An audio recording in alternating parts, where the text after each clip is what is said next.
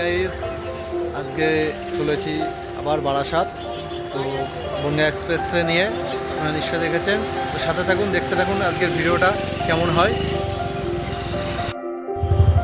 প্রাকৃতিক রূপ দেখুন, প্রকৃতির কী রূপ, সত্যি অমায়িক, অসাধারণ।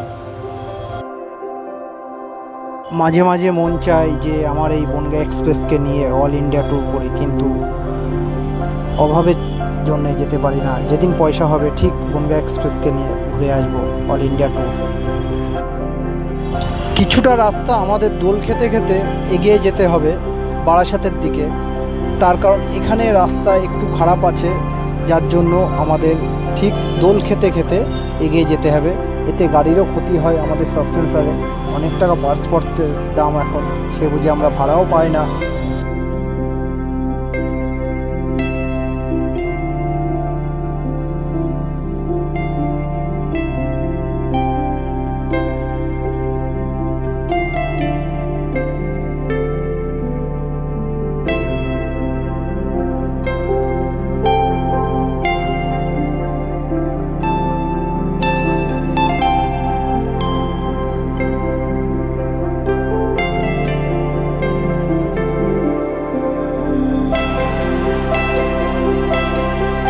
মাঝখানে আমরা একটু দাঁড়িয়েছিলাম ভাঙাচুরু পার করে।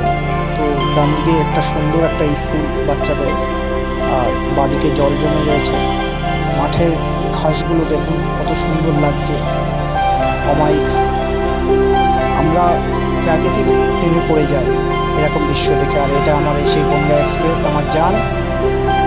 তো কেমন লাগছে সকলে কমেন্টস করে জানাবেন অতি অবশ্যই। সাথে আসলে এই দোকানেই আমি খাবার খাই, চিল্লি চিকেন আর ফ্রায়েড রাইস।